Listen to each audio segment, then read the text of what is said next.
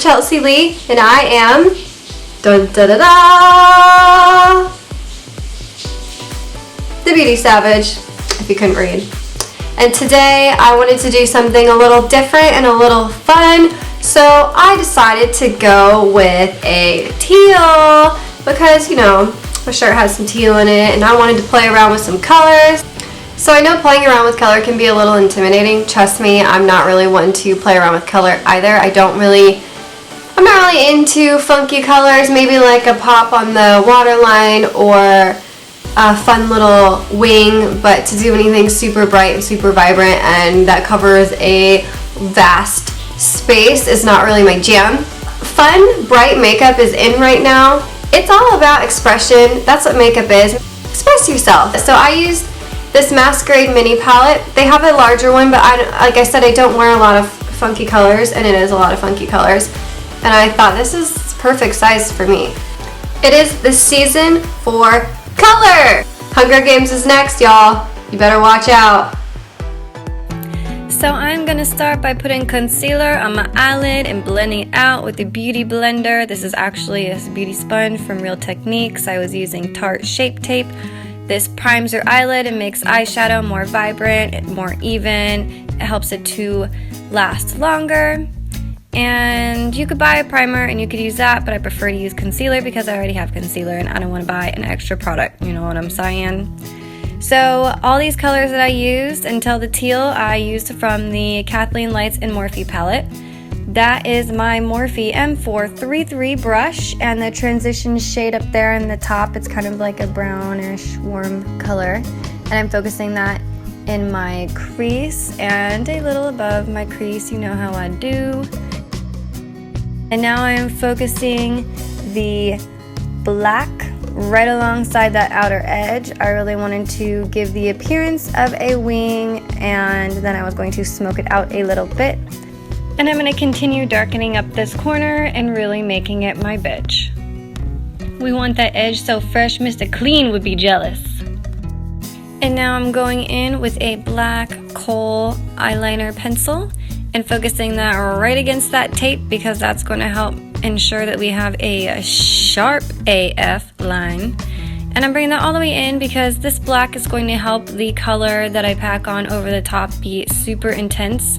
White would make it vibrant, like a white base would make it really vibrant, but it would make it lighter, and I wanted it to be a darker teal, not a lighter teal, if that makes sense, so I used black.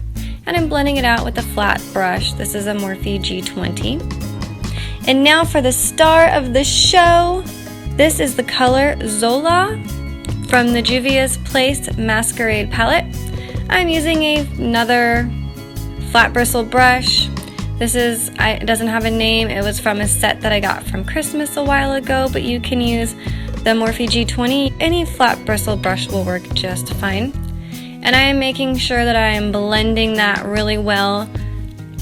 In the middle, I am taking some of that grayish shade from the Morphe Kathleen Lights palette and blending that in the middle between the black and the teal. And I'm just going to be blending that transition shade into my crease to clean up any lines that I didn't like, because I am a perfectionist and I need to make sure it's good. And now I'm going in with that vanilla shade on my brow bone, and I'm going to highlight with the shade right next to it, the highlight shade. But I only like to highlight on the inside very edge of my eyebrow, as you can see, just in the arch right there. Ooh, grand reveal.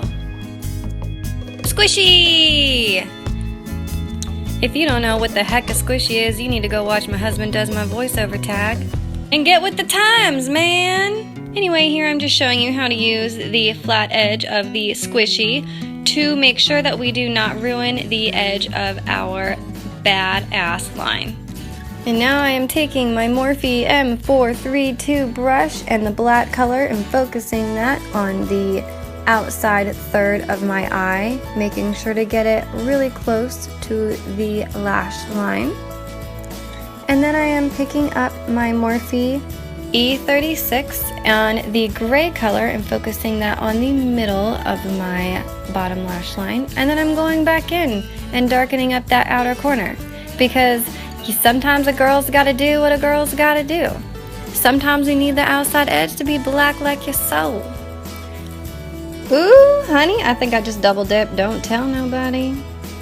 Back and forth, blending that transition and that gray color. And now I'm spritzing a pencil brush with some primer water from Smashbox, and I'm using MAC Nylon. And I'm putting that right into the inner corners of my eye. This is another brush I got in a set, but you can most certainly use any pencil brush. Alright, it is time for lashes. These are by Eylure, and they are the style 126. They are a little bit bigger and a little bit bulkier, and they have a thick band, and they can get kind of heavy, so I like to cut them in half. This also helps for an easier application if you are just getting into false lashes. Make sure you wait 20 to 30 seconds for the glue to become tacky. Apply right at the base of your lashes and then squeeze them on to your lashes. I have this fancy little applicator that makes it easier to kind of go right along the edge of your lash line. And finally going in with a coat of mascara. This is from Maybelline called the Falsies Push Up Drama. It doesn't really matter too much what mascara you use, you just want to make sure that you are blending your lashes into your falsies. And finally I'm lining my waterline with a black pencil liner from Marc Jacobs. And this look is complete. I'm out.